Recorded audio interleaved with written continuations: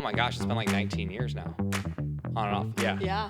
2005, I joined Lee's. This is 2024 Yep. when we're recording this podcast right now. So anyway, he came on and he really, really, really wanted to do marketing. And he became an interim GM for a while our GM was gone and we had to put him in place. But he decided, hey, I'm going to go to a bunch of marketing seminars and that kind of stuff. But then he decided, I want to go to the Harvard Executive Education Program.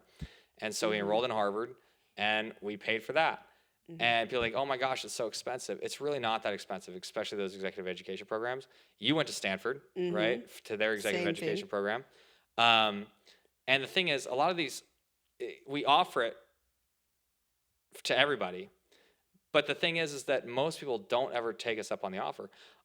We've had a lot of plumbers that want to get an HVAC that went to, HVAC school. Yeah, the local community college, the HVAC school, which my former business partner was teaching that class actually, which was great. We've had a few CSRs and office staff go to trade school as well. Yeah, so it probably costs us about, at a company our size, this year we're going to be 60 million in revenue. Probably costs us like $1,000 to $2,000 a month, all in with all the employees that go on average. Maybe 2,500 within a company that big. And so the reality is, like, it's a very small expense for us. It's like the cost of like 1 or 2 trucks. We got 100 trucks in the fleet. So if you're smaller, like it's just not that big of an expense. Most people aren't going to take you up on it. But it's not charity either. No, we get a return. It totally, Josue now has been a great asset to our company running marketing and really has his stuff together. We've got Justin, who he didn't go through traditional school. Justin came on and he was sweeping floors in the warehouse when he started, and he's worked his way up, and now he's running the install department. He's got 20 crews that he's overseeing. He read every management book we had. In the company, not only do we have formal education stuff, like the things we just talked about, but also we would do lean management meetings at the company and teach them lean management. We would do meetings on personal finance. We would do meetings on all of the people in the company have to understand basic things like revenue, cost of sale, gross profit, overhead, net profit. We just want them to know at least those 5 basic things on a financial statement. So 5 segments. Again, revenue, cost of sale, gross margin, overhead, and net profit. And so that they understand those things. So Justin went to every one of those and he was writing everything down. He really, really, really has those things figured out. So that helped him grow within the company and become the strong install manager that he is now. And when you have people like that in your company and they see the path to growth, they're going to stick around, because a lot of people need that in order to be happy in life, feel like they're progressing. And so then you're going to get these employees that have grown up through and now know all the positions in your company because they've worked in all of them. They have a solid understanding of the financials and where we're at. They've really felt like the company's invested in them, and they're going to stick around for a long time. And that attrition when they're leaving and having to hire new people is just really, really, really expensive. It hurts.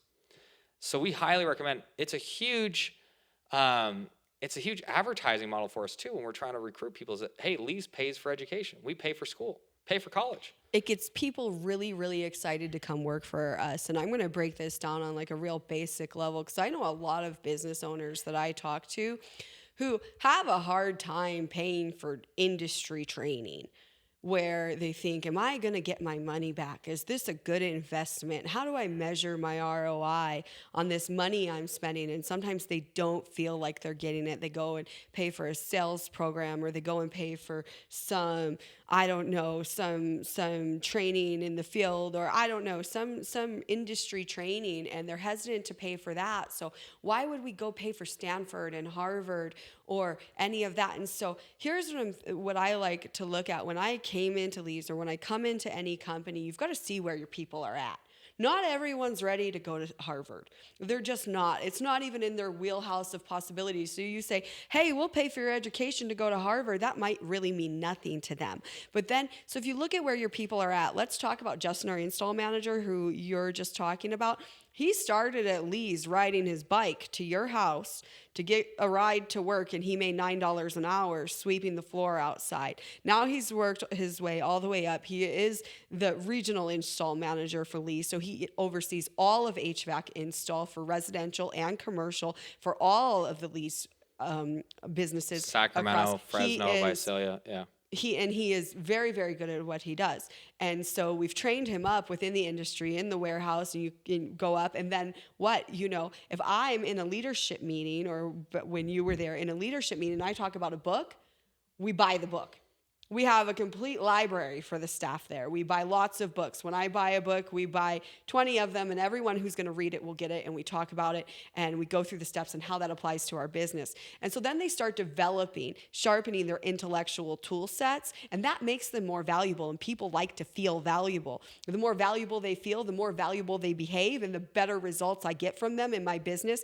Bam, there's my ROI on the books, Tom. Just the books, just buying books. And I know so many business owners that never bought their staff a book. I worked for a company where my boss refused to buy my HVAC team the books, so I paid for them. I bought Winning. Yeah. I bought my entire HVAC staff the book Winning that was written by Kobe Bryant's performance coach, and we performed after they read that book. We performed really well. And then once they start to read those books, we have Ernesto, who also works in our install department as a lead, who came from the fields. He's a supervisor. And worked his way up. And we talked about it that English wasn't his first language, but he read the books. He read Extreme Ownership. He was literally working on harvesting, grapes in the fields in Fresno. Came over, got a job. $12 an hour in the warehouse he started, he told me. Warehouse. Then he got into install helper and everything else. But the whole time, every time we were giving out a book, he would take the book and he'd read it. Now, English wasn't his first language. He was actually, you talk to him now and he's pretty fluent. But back then, it was hard to understand him, and he had a hard time understanding us. But he's reading books over and over and over again. Yeah, and he was Extreme Ownership was the one I saw him reading, but he was from Jocko Willink, but he's reading all of them. And so then when the position opened, he raised his hand saying, "Hey, I can be the local supervisor." And I was like, "Ernesto, like this, seriously?" He's like, "Yeah, I've read all the books, Tom. I've read all the books." And sure enough, he's been in it now for 3 years? Because when people feel valuable, they behave valuably. You get the ROI back. So then they know that their value, they find their value in that education, and they increase their performance levels. And then what's next, and they get those and they read those books and they start to perform. Well, what's next then comes in the traditional education.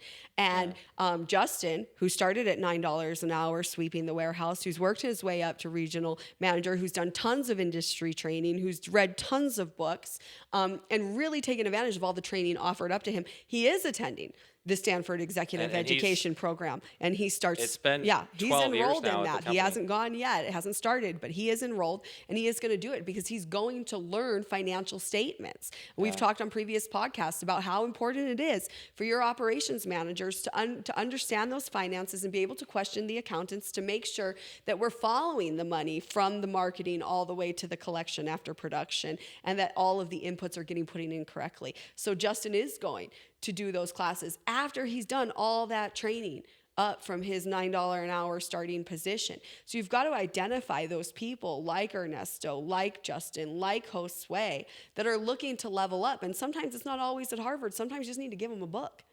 You need to buy the book, you need to give it to them, and you need to set the expectation that they're going to read it. And you're going to talk to them about it, so they should probably read it. So when we have a leadership meeting, I do leadership training, and I don't make it up out of my own head like most people think I do. I just take it straight from a book. Half the time I read straight from the book.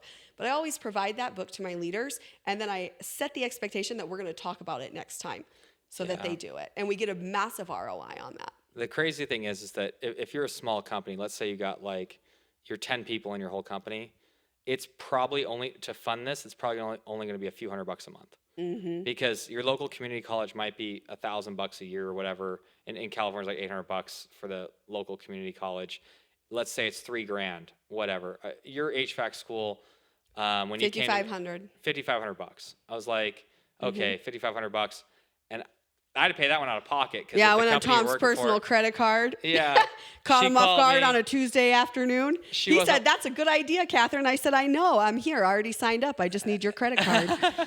So she was working for a company that wasn't mine at the time. So I was like, you know what? If you want to go to school, I'll pay for it. And so she did it. But the reality is, like, it's not that expensive when you amortize it over 12 months and you go, okay, this makes sense. And if my whole company, I can pay for these programs and things for a few $100 a month when I'm small, even if it's buying books, even if it's just paying for community college, you can put restrictions on it until you get bigger and you can afford the bigger ones. But now I'm getting top level talent that are going to Harvard, and multiple people going to Stanford. One of them went to Harvard. And honestly, now he's speaking at conferences. Josue, who got that executive education, went through the marketing program, and has like spent the years like rolling his sleeves up, really getting strong at it. It's not just the, you know, school that he went to that's important, but it's also all the things he learned along the way that he could apply it. He's gotten really good, and he's become more of a, you know, icon, more of a source of truth in the industry because he knows what to do. He's been through the rebrand. He's been through all those things. All of it. Really great. And now we have great employees that are super loyal and super dedicated because of those things. So anyway, highly recommend it. Look into, if you're trying to add value to your business, it really says a lot to employees when they're coming in that, hey, we pay, as one of our benefits, we pay for college tuition and that kind of stuff. We pay for education. And quite frankly, it just adds a ton to your business and makes you a very valuable company. All right. Thanks for joining us.